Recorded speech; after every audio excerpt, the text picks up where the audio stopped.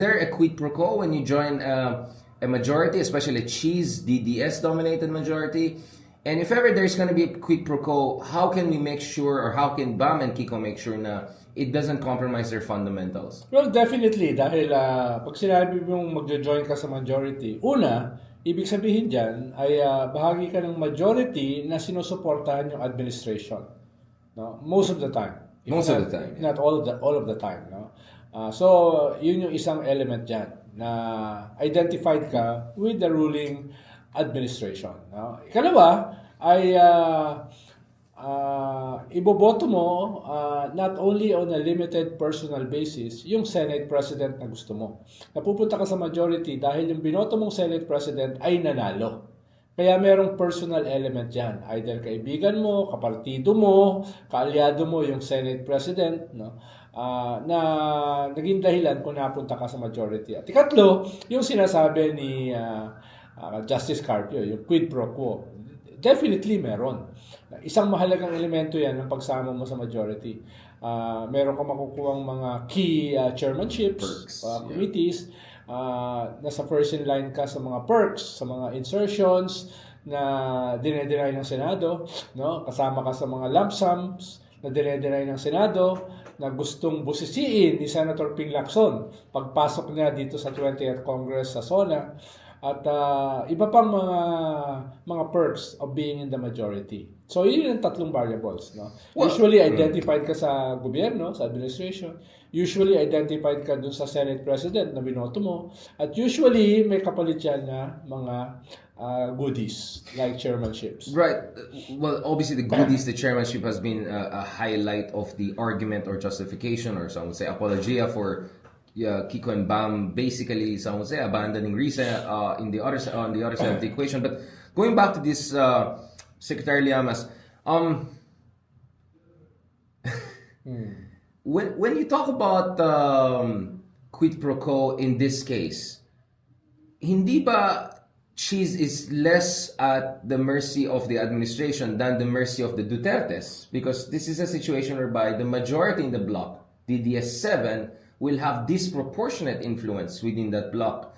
So sometimes I wonder who is pulling the strings here, right? Yeah. Or to what degree Cheese is doing what Cheese wants, or the admin wants, or actually the DDS7 wants. Kaya, what kind of quid pro quo do you think the DDS7 will push for if you want to join them as a majority bloc? Yeah. And what should BAM and Kiko do to make sure that they still preserve their autonomy? Well, to be Senate President, you need at least 13 majority of the 24 different republics in the Senate. Ikalawa, hindi mo naman pwedeng kaaway ang Malacanang. No? Hindi naman siya usually yung main reason kung bakit ka naging Senate President dahil nga meron 24 different republics. Pero value added kung ikaw ay suportado ng palasyo. No? Yun yung mahalaga. In this case, ay merong at least 7 yung mga Duterte. Anong ibig sabihin nun? Ibig sabihin more than half ng minimum na kailangan mo manggagaling sa kanila. So you bend backward for them. At malamang, kasama mo yung mga yan sa majority dahil iboboto ka nila to be Senate President. At yung kaibahan ng ating landscape ngayon ay nasa gitna ka ng existential battle between the Dutertes and the Marcoses. Ang kaibahan ng ating sitwasyon ngayon ay meron kang ICC na kinuha yung patriarch ng mga Duterte, nilagay sa The Hague, at mismo yung mga kaalyado ng mga Duterte like Sara, like Bongo, like Bato ay delikado na madala rin sa ICC. No? At ikatlo, ang dominant dito, the elephant in the room, is the next presidential election sa 2028. Ibig sabihin, labanan yan ng Duterte, clearly, at ng mga non-Duterte. Dahil wala namang malakas na kandidato pa yung mga Marcoses. So yan yung context na pinanggagalingan nitong election na ito for the Senate presidency. Kumbaga, naiiba siya. Dahil mas compelling yung division between majority and minority as never before. No? Nung nakaraang 6 na taon, nung panahon ni Duterte, si Kiko at saka si BAM at saka si Risa ay magkakasama sa minority. Very clear yung divide between minority at majority at between opposition at saka administration. From 2016 to 2019, magkasama silang tatlo. 2019 to 2022, hindi na Senador si Bam, ang kasama ni Risa ay si Kiko. No. So, very clear yung lines nung panahon ni Digong. Nitong panahon ni Marcos, ganun din. Ang minority from 2022 to 2025 ay si Risa at saka si Coco. Diba? Right. So ngayon, parang may pagbabago sa isang panahon na mas sharp yung distinction. Doon medyo nagre-react yung mga tao. Bakit ngayon pa nagkaroon ng ganong klaseng seduction? Right. Yung mga dapat na sa minority, papunta ng majority, when going into 2028, dapat mas sharp yung distinction between the Dutertes and the non-Dutertes. Sir, of course, there is that big existential showdown between the Dutertes and the Marcoses. Pwede natin siguro on yung aircon kasi umiinit ang diskusyon eh. Pasensya na bro. But obviously there's also this dynamic. It's not a conflict, but there's this dynamic between basically the Leni Robredo understanding of where the progressive opposition should go or liberal opposition go, and what many believe is the Riza Hontiveros way of going towards it. Now, ito yung reaction ni Vice President Leni Robredo dun sa mga na-criticize. Hindi niya pinangalanan si Ronald Llamas or si... pero ito yung sinabi niya, marami pa rin kasi tayong mga kasama na mas puso yung pinapairal. Mas emosyon. Ako, kung gusto natin manalo, di pwede yun eh. Kung gusto natin manalo, kailangan mas malayo yung ating pagtingin at mas malawak yung ating pagtingin. Ngayon, parang one false move lang or one move na isang kandidato na hindi sang-ayon sa iba, away na nila kaagad. Mahirapan tayo na wala tayong espasyo para dun sa mga hindi eksakto sa paniniwala natin. So in short, Sir Ronald, are you an emotional person? Very. And is it bad to be emotional? I'm a hard person. I'm a very hard person. Yeah. Hindi ako intellectual. Ako ay just intellected. Yun. Yan. Yeah. Pero parang medyo may counting mali doon sa sinabi ni former Vice President Leni Robredo. Dahil una, nanalo na eh. Tapos na yung election. Exactly. Yes. Nanalo ka na. At ang susunod na election, it's gonna be different. Will be 2031? No, 2031. What do you mean 2028? Six-year term ang Senado. 2028 is What 3 if years. someone wants to run for presidency among those two? One. Kaya nga, ang ikalawa, ang labanan sa next election ay between the Dutertes and the non-Dutertes. Hindi ko naman ma-imagine, di ba, sila Bam or Kiko joining Sara. No? Di ba ka naman sabi, to be pragmatic, para meron tayong committees, para man baka, don't you think we can go down that road na eventually you may make an argument, baka also with Dutertes we have to work with them? Okay na naman maging pragmatic. I'm just as pragmatic as the other guy. Yeah. Pero pragmatism has bottom lines. Yeah. Halimbawa, pragmatism ba yung kasama mo yung mga Duterte sa majority? Na majority sila within majority. Yes. Just to be clear, majority within majority. Pragmatism ba yung iboboto mo yung Senate President na nakilala for being forthwith, for being remand, for threatening the dismissal of the impeachment? Right. Gusto mo bang ma-identify doon? Ang labanan na susunod is 2028. Sa 2028, clearly, the lines are drawn ngayon pa lang. Ang kalaban mo ay mga Duterte. Bakit makikipag-play footsie ka sa mga yon? Kailangan ang magiging pragmatism mo ay i-harness yung bumoto sa iyo going into 2028 against the Dutertes. Dapat walang ifs and buts doon. Dapat walang equivocation doon. No? At yung habol mo ay huwag buhusan ng malamig na tubig. Yung mga bumoto sa iyo na gusto kang maging counterpoint or alternative sa mga Duterte. Dahil yung Marcos naman, wala namang malakas na kandidato if meron silang kandidato in 2028. So, bakit ka sasama dun sa majority na yon? Nakasama yung makakalaban mo sa 2028. No? Hindi yan usapin ng puso. Usapin yan ng strategy. At usapin yan ng utak. No? Kaya hindi yan usapin lamang ng puso. Yung puso, yung idealism ay mahalaga. Dahil yun yung ethos na nag-govern dun sa mga base mo na pick. at yung mga Gen Z and millennials na in droves bumoto para sa iyo.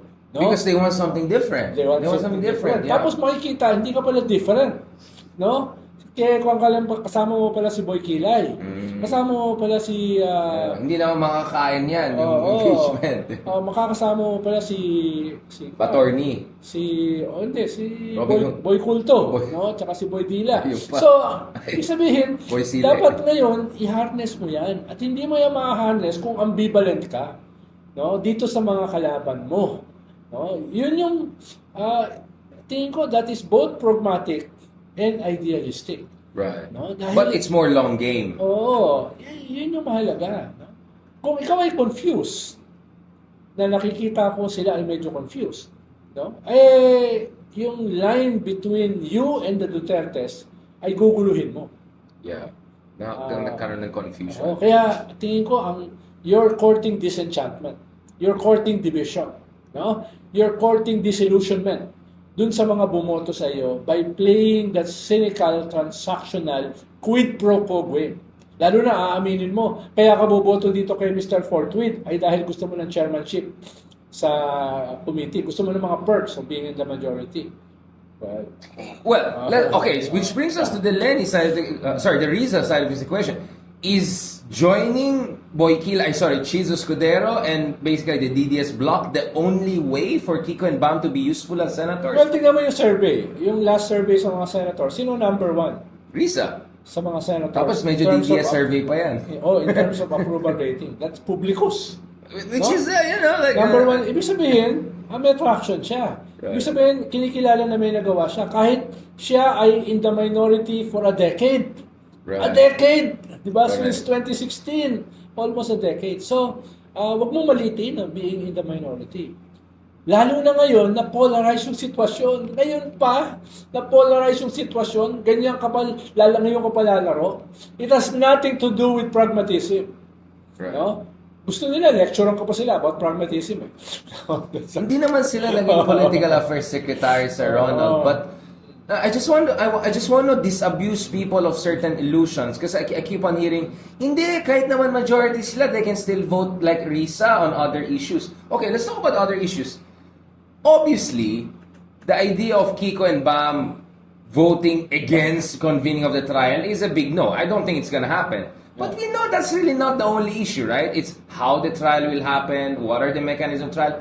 And as if naman, it's just a trial which is going to be the indicator of where they stand on issue. But kasama ka sa majority, you have to go with the flow, right? Well, There's going to be other important issues. Sabi ko nga doon sa isang kasama nila kanina, sabi ko, sige, bibigyan ko sila ng benefit of the doubt.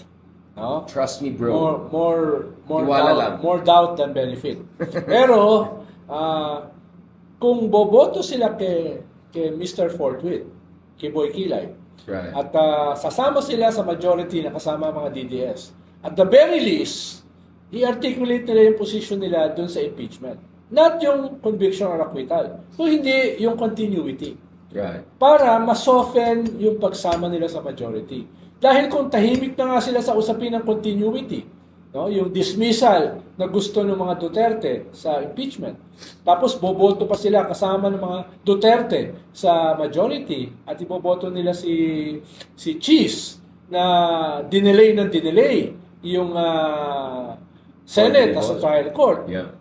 Kung gagawin nila yan, tatahimik sila, lalong magagalit sa kanila yung mga bumoto sa kanila. Kaya sinasabi natin, no, pagpalagay na nag-commit na sila na maging majority, na iboboto si Cheese, i-articulate naman nila yung difference nila kay Cheese tungkol sa dismissal or non-dismissal nung kaso. Katulad ni Raffy Tulfo. I was about to say, isn't it interesting, Raffy Tulfo came out very strong and said, Yes. Kasama siya doon sa 18 na nag-remand. Pero ngayon, malinaw yung position niya. Dapat ituloy ito. Dapat marinig ang mga ebidensya, which means opening the bank accounts, etc. So, medyo yung kanyang pagsama sa 18, medyo na-soften or nawala. And I think that was also quite ambivalent 18 joining, no? Kung titingnan mo yung... Tahimik siya. Yung reaction niya. I mean, there are other things we cannot talk about, but that's sa ating understanding. Raffy Tulfo was not 100% into either of the two camps because he was still looking at other consideration. And not to mention, he doesn't want to come off as if he's trying to eliminate a rival for 2028, considering he's the top two candidate to be the next president of the Philippines, right? So, I'm just saying, in spite of all of that, he's pushing for that. And then, Sir Ronald, isn't it weird? Because someone who worked in the campaign of one of these two guys who wants to join Boy Kilay said to me, hindi pa parang weird na si Tito Lacson at Tito Soto pa, sila pa yung minority na taga-admin. Tapos itong dalawa na tumakbong pink, sila pang sasali sa Team Kilay. Hindi pa parang medyo weird yun? Correct. Oo. Pero that's Philippine politics for you. Ang gusto lang natin, sana i-elevate nila. Kaya, sana we get out of that Philippine politics. I-elevate nila yung sarili nila doon sa cynicism ng Philippine politics na medyo nagagalit na yung kabataan. That's why they voted out itong mga artista. Di ba? Yeah. Oo. At kung i-harness nila yan, ibo-vote out yan yung mga dynasties. Ibo-vote out yan yung mga walang hiya, yung mga magnanakaw, yung mga may crimes against humanity. Pero, hinihintay nito mga bumoto sa kanila. Nasaan sila? Sino yung leader namin? Nadadaling kami sa 2028 sa isang defining historic battle. Yun yung direction mo eh. Okay, let's talk about that. At itong pagboto mo sa majority, if ever, ay parang sinasakripisyo. Yung strategy, yung track, yung pag-harness ng iyong troops going into 2028. Okay, let's talk about it. Because Sir Ronald, as we speak, again, scholars, you and I and a couple of other friends have been accused of sowing division. Tayo pa daw yung hindi lang emotional, tayo pa daw yung parang agent saboteur, nag-intriga daw tayo, we're sowing the seeds of intrigue, and masyado daw tayong fanatic kay Riza. Like we're blindly personalistic by keep on saying Riza, Riza, Riza. And we have even some friends saying, bakit Riza kayo ng Riza? Wala namang ginawa si Riza para kay Checky Bam or Kiko and Bam. Nanalo naman sa... Hello, Harvey K. Ikaw ba? No. And then, meron pa ako narinig, hindi na ibang tao yan. Meron pang isa pang version. Si Riza naman, yung mga committees niya, wala naman ginawang concrete, tangible, katulad ng education and agriculture na gusto nila Bam and Kiko. So basically, they're dismissing Riza's contributions and achievements. I'm not sure that's a very nice way of doing things. Are they trying to sabotage Riza? Hindi naman natin sinasabi na si Riza ang nagpanalo sa kanila. Dahil wala namang isang tao, isang grupo na nagpanalo sa kanila. Diba? Yeah. Baka nga yung nagpanalo sa kanila, itong mga kabataan na anonymous. Ang sinasabi lang natin, una, noong 2022, pinasa ni Lenny yung baton ng leadership sa Pink kay Riza. So, ginawa ni Riza yun. Nag-scale up siya against the Duterte, critical siya sa mga Marcos, kinatay niya yung mga dayuhan katulad ni Alice Goo, no? Yung mga sekta katulad ni Kibuloy, yung mga criminals against humanity katulad ni Digong. Yeah. Ginawa niya yan, kaya siguro mataas yung kanyang approval rating dito sa latest survey sa mga senador. So nag-scale up siya dahil pinasa sa kanya ni Lenny yung leadership. Ikalawa, siya yung tumalong parang campaign manager ni Bam at saka ni Kiko starting last year. Kung maalala mo, ang dami nilang mga memes, mga TikTok, mga Instagram, mga ads, no, na ang sinasabi, samahan niyo ako sa Senado. Right. Diba? Samahan niyo ako. Si Cheese? Si Riza pala. Sorry. Si Riza. Nag-iisa kasi daw si Cheese kailangan. So, yun lang naman sinasabi natin. Huwag naman nila totally tanggalin si Riza. Right. No? Dahil yan ang sinasabi ng isang Harvey K. Yung leader ng partido ni Bam. Hindi, baka kasi hindi maunawaan ng mga tao kung sino to si Harvey K. Hindi kasi marami sila. Marami pa akong pwedeng sabihin tungkol sa Harvey K na yan. Ngayon, wag na muna ngayon. Pero yun, no? Yan yung ikalawa. Hindi na ata Philip Bardagulan 360 na ito. Tapos ikatlo, ang sabi lang naman ni Riza, bukas siya sa 2028. No, hindi naman yan sinabi na siya ngayon, no? Kailangan lang may magsalita para may kakapitan itong mga pink sa midterm election, itong mga Gen Z at saka millennials nung midterm election at itong mga disenchanted sa unity. Saan sila kakapit? Kailangan may makita silang leader going into 2028. Pero hindi ibig sabihin nun na si Riza na. Kaya, kung gusto ni Lenny, tingin ko, atras si Lisa. So, pwede nila pag-usapan pa yan. No? Ayun lang nga, si Lenny, kaka-mayor lang eh. I doubt kung bigla niyang iiwanan bago matapos yung kanyang term sa NASA. What if there's an upsurge of clamor? Edi, She'll be our open, savior. okay. Parang sinasabi lang, parang kung siya ang tatanungin, mas gusto niya maging mayor. No? Sabi kasi sa kanya nung kaya yung mga asawa, huwag iwanan ang dagat.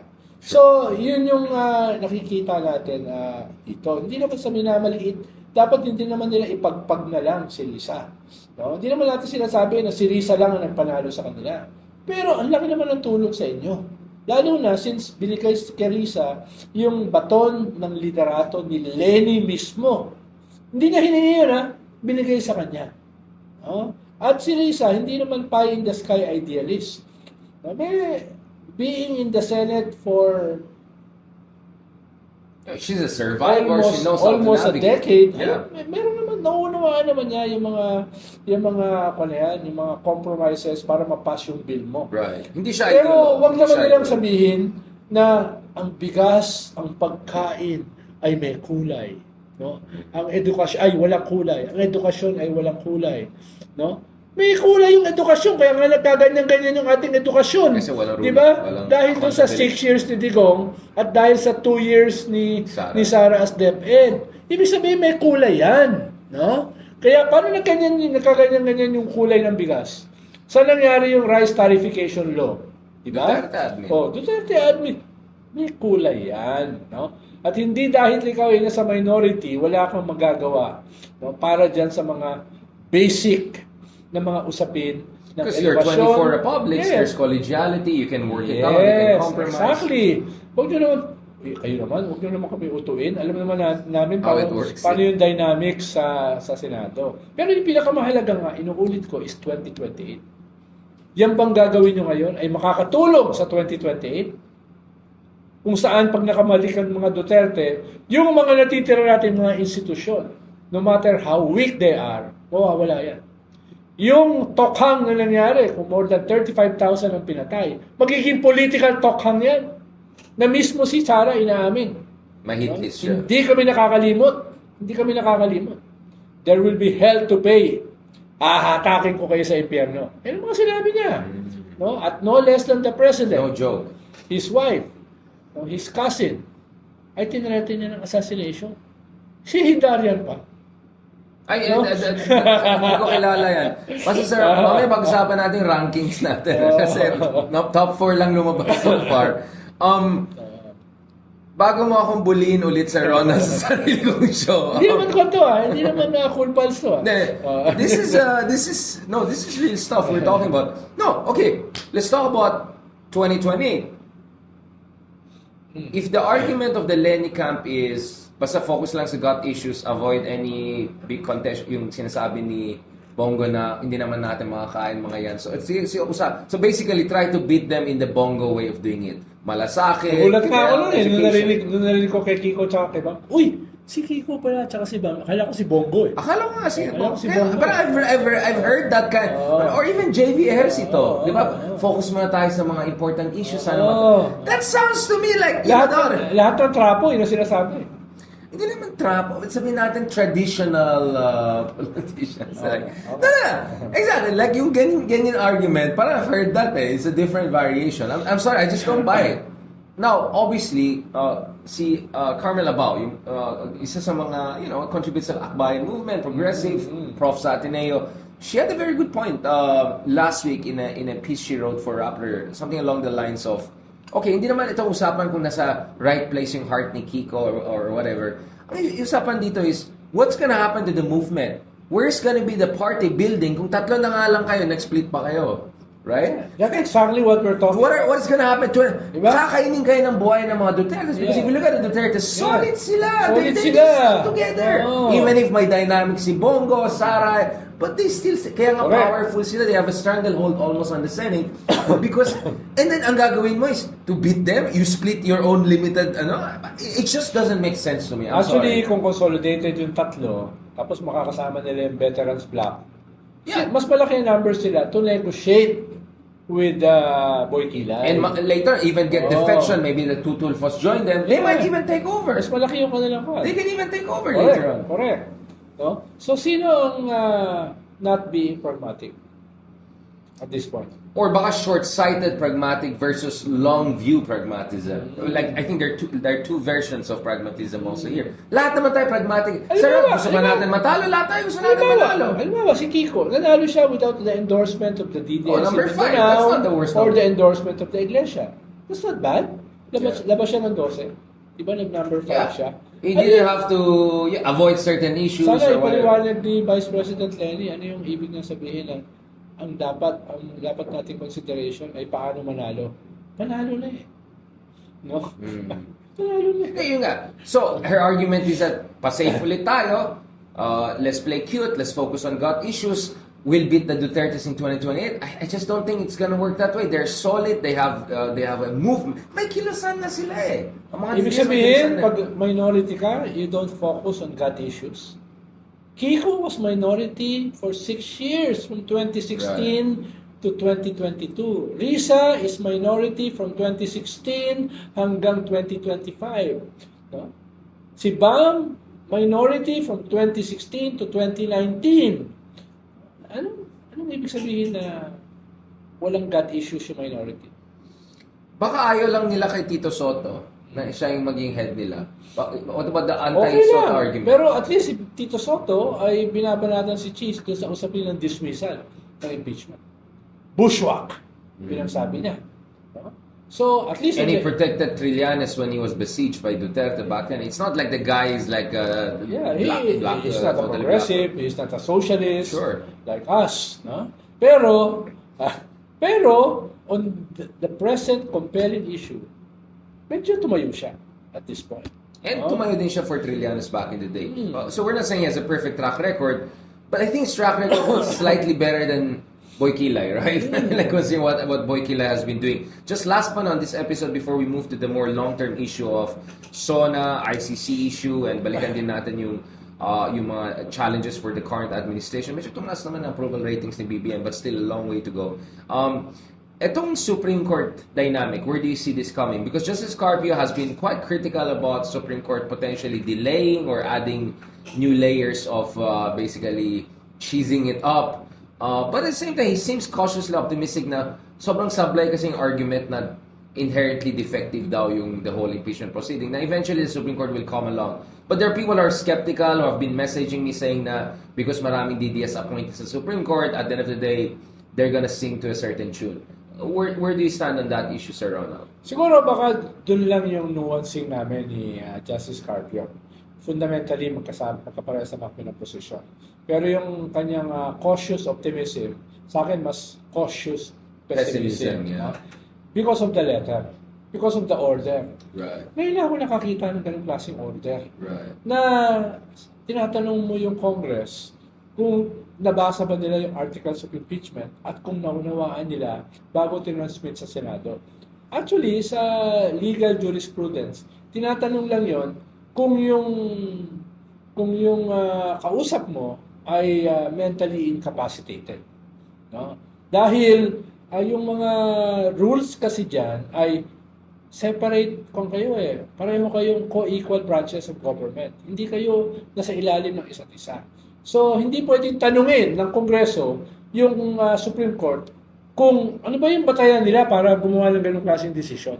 Hindi pwedeng gawin yun. Dapat irespeto mo yung isang co-equal branch. Ang trabaho ng Supreme Court is to interpret the Constitution. In this case, ang trabaho ng Congress is to impeach. Ang trabaho ng Senate is to convict or acquit. Malinaw yung lines dyan. So, kailangan may ganung klaseng separation of powers. Ikalawa, yung political question theory. Huwag mong tatanungin kung ano yung basihan ng ganitong pagboto ng kongresista. No? Dahil ang kanilang concern is policy. Ang kanilang concern ay politics. Hindi mo pwedeng questionin yun. Right. No? Purview nila yun No? At ikatlo, yung presumption of regularity. Ang assumption mo ay ginawa nila yung kanilang trabaho. Kung magkaroon ng justiciable case, doon ka papasok. Pero papasok ka para tanungin kung nabasa or naunawaan. Medyo classic judicial overreach Right. yan. Medyo No? hindi So, reassuring. kung ganyan yung tenor ng letter, kinakabahan ako kung saan pupunta yan. No? Kung saan pupunta yan. No? Sana hindi naman doon pumunta na mag-decision sila before the SONA or before yung pag-convene ng 20th Congress on the impeachment. Sana naman payagan nilang mag-prosper muna yung impeachment as a court sa 20th Congress. No? Until magkaroon ng justiciable issue, doon sila pumasok. Sana pag-usapan lang nila ito, pero wag muna silang bumoto. Sana! Dahil baka mabanatan sila na, uy, 12 sa inyo, Duterte appointees. Bakit ganyan ang desisyon nyo? Bakit pabor kay Sara?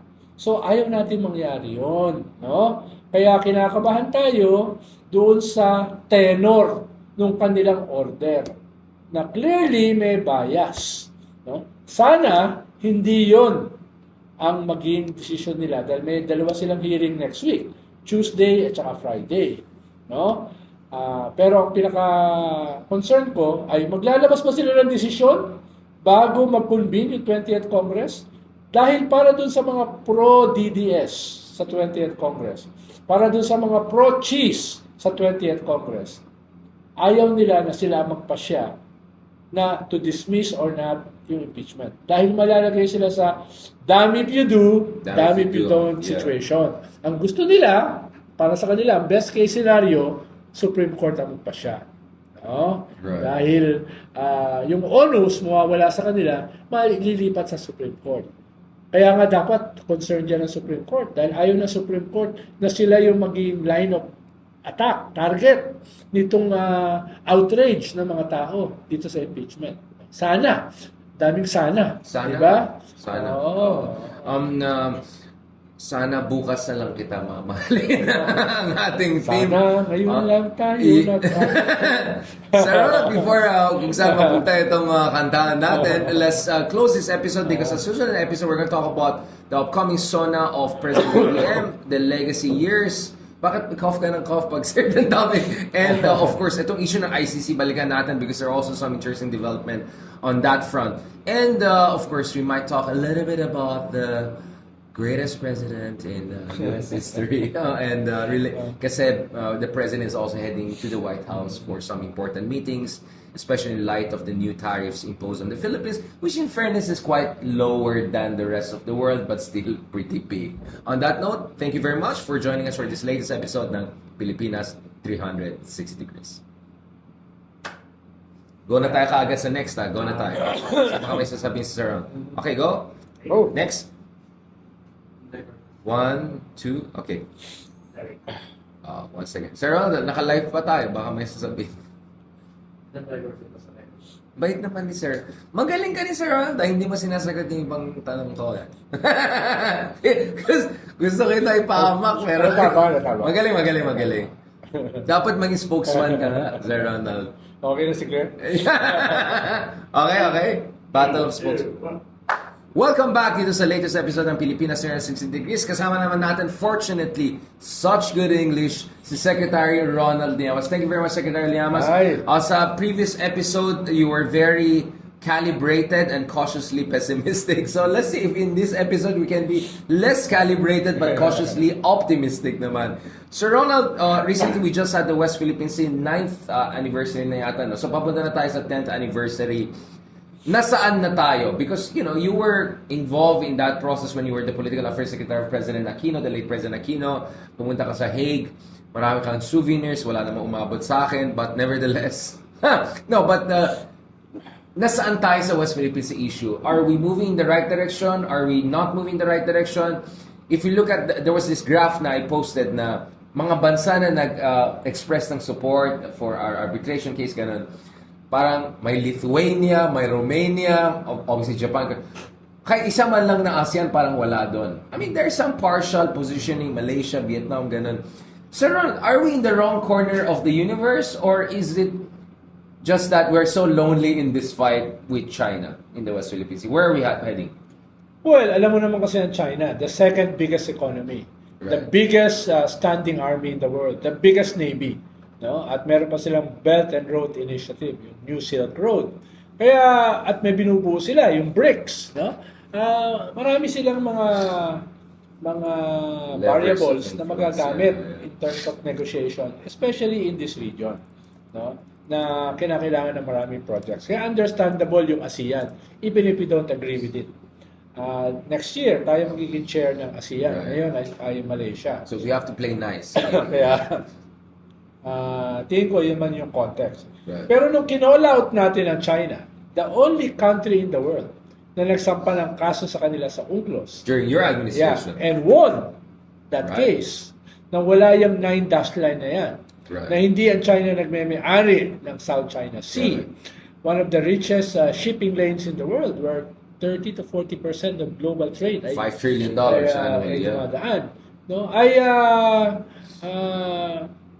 Nagsimula tayong mapansin ng mundo as a global player. Right. At nakuha natin eventually yung respect ng mundo dito sa pagkapanalo natin.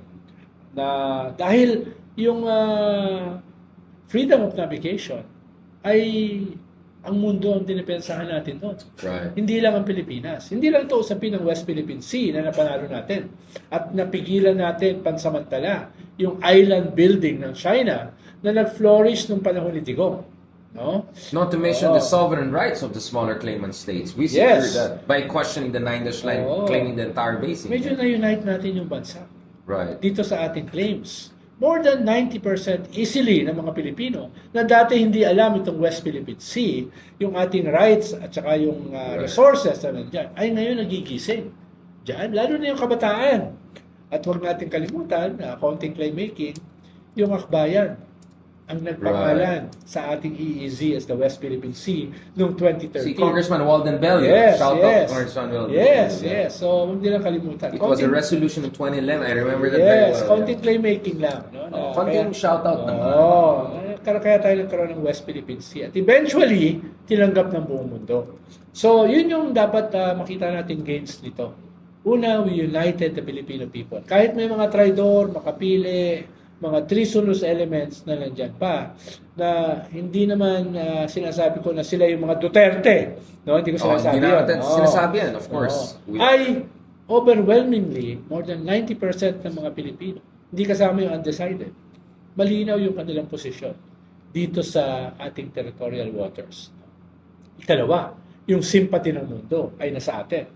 No? Kahit medyo tahimik yung ating mga kapitbahay sa ASEAN. Gobyerno. Yung gobyerno. Yung nila. gobyerno. Hindi yung tao. Yeah. Yung mga mamamayan dito sa ating paligid at Right. yung mundo ay appreciated yung ating struggle dito. Halimbawa, nabanggit ko na dati, nung na-meet ko si Scholz, Chancellor ng Germany sa Berlin, more than a year ago. Si Francis Sanchez. Yun yung una niya sinabi.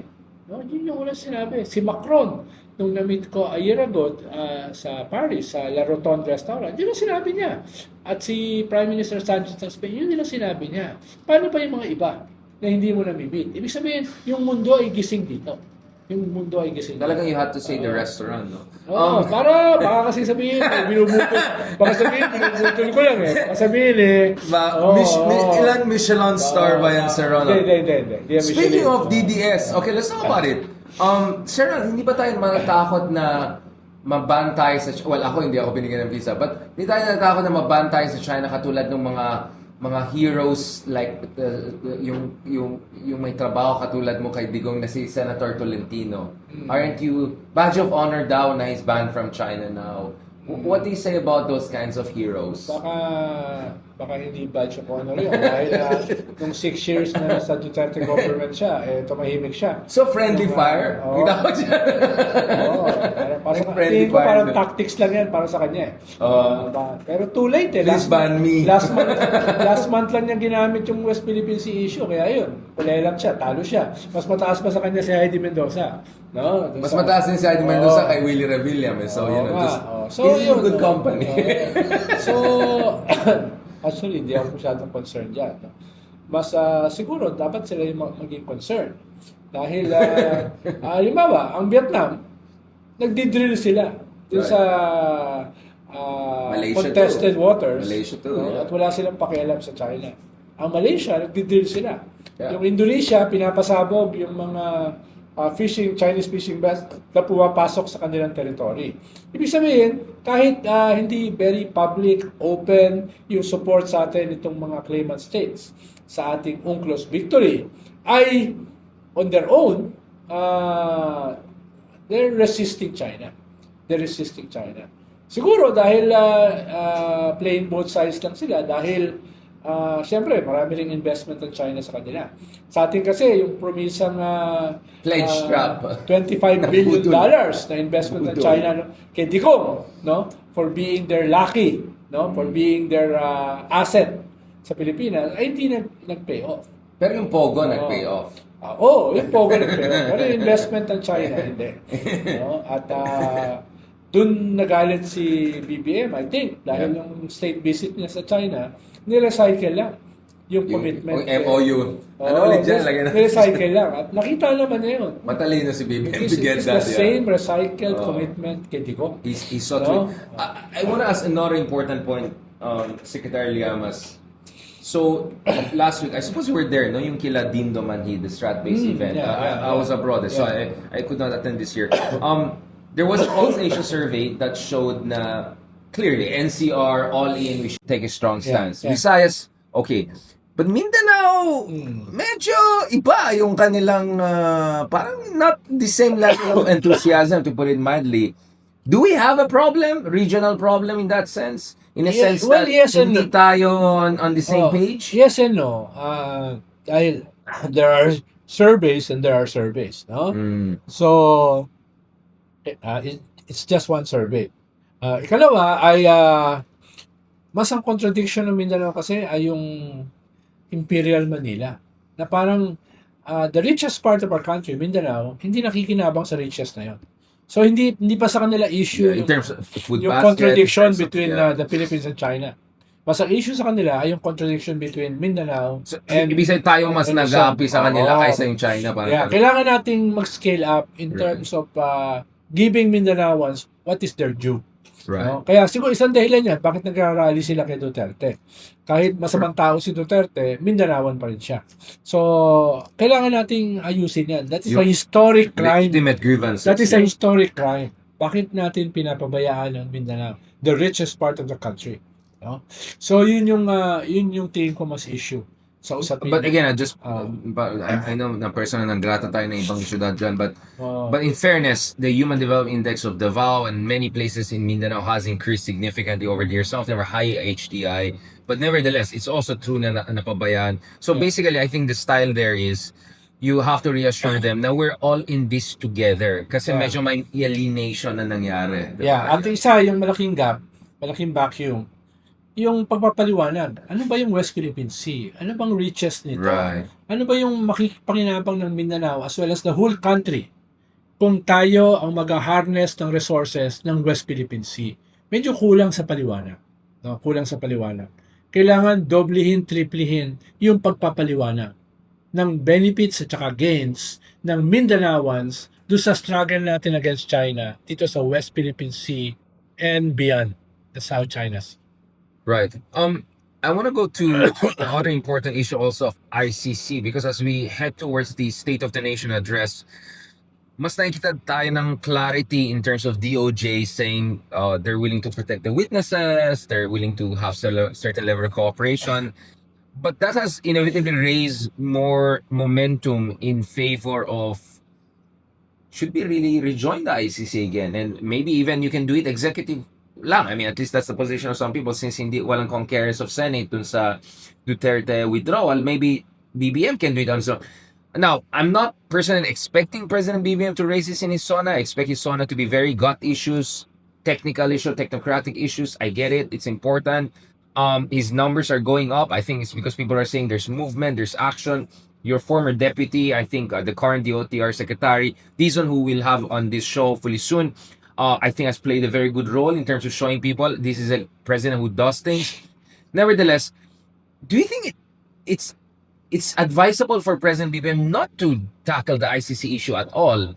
And do you think it would make sense for him to say, I'm willing to go really all the way and restore rule of law on that front? I know some of it is maybe more aspirational than not. But you're a political affairs advisor to a former president. What would be your advice to President BBM? Well, una, we should never have left. Right. No? We should have never. Kalawa, Yeah, that's a good point. half of that is about spin. Should have. No? Kailangan ayusin nila yung narrative. It's Yeah. not about joining or not joining the ICC. Right. It's how you package it eh. No? Correct. Halimbawa, hindi nila na-weaponize yung crimes against humanity against the Duterte. Kaya ang nagmuka, yung mga Duterte ay kawawa Biktima, naman, yeah. biktima, dahil sila yung nakapag-weaponize. Right. Hindi nila na-weaponize yung West Philippine Sea. Kaya yung mga pro-China na mga senatorial candidates nanalo, nag-top. Correct. Dahil hindi na-weaponize. It's about spin. It's about Narratives. Yeah, it's a battle of narratives. Kaya siguro nakalimang palit na ng communication sa chief ang Malacanang.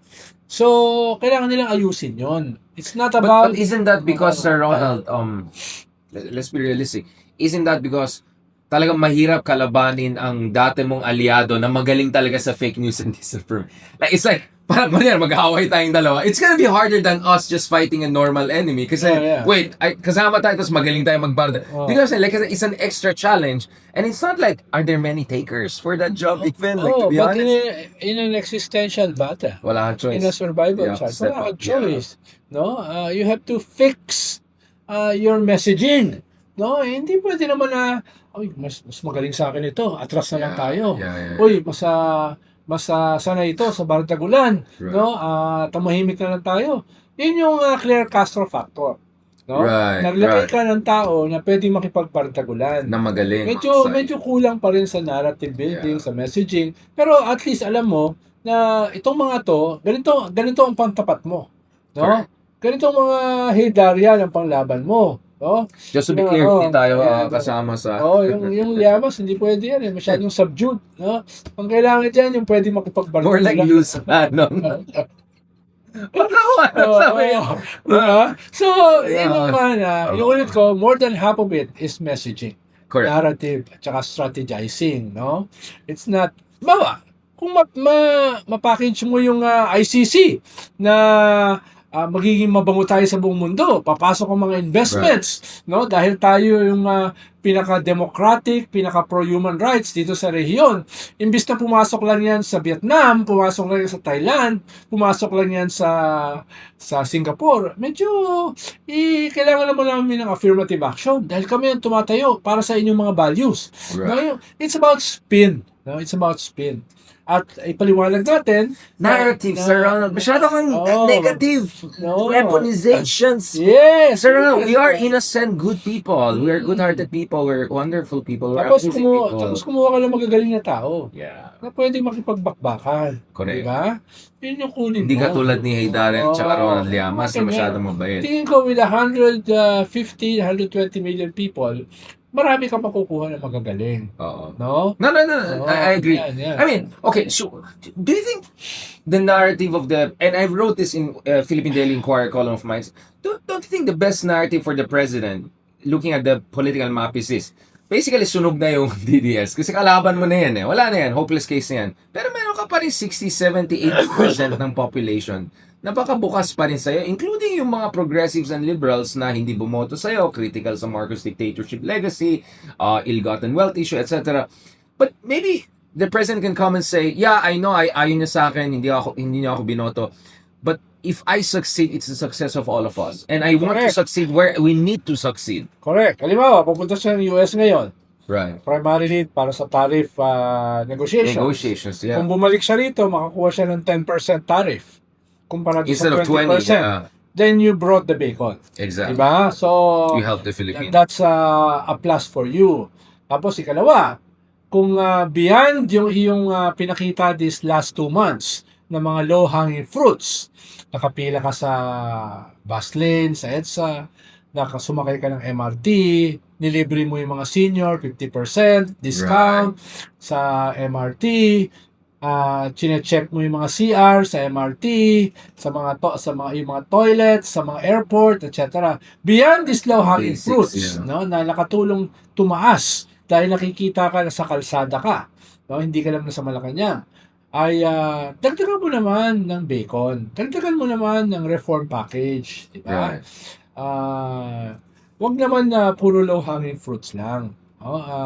Halimbawa, itong pagpataw ni Finance Secretary Recto ng 20% tax dun sa savings sa bangko ng mga tao, naku, kabawasan yan sa kanya. Malaking bagay yan. No, kabawasan yan kay BBM. So, wag mong i-contradict. So, 20%? Oo. Tanggal na talaga natin sa, Ang problema, immediate yan. Ibig sabihin, kahit Wala withdraw mo ngayon, may tax na yan. No? Oh. So, gawa ka ng reform package, di ba? Right. Tungkol dyan na mararamdaman ng sikmura. Yung pinag-uusapan natin in the previous episode about gut issues. Yeah. Di ba?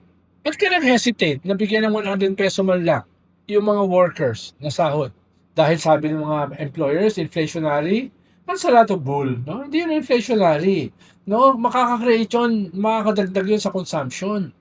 Diba? Dahil ang ating inflation is not demand side. It's supply side.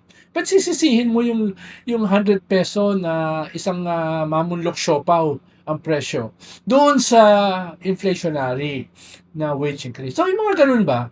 No?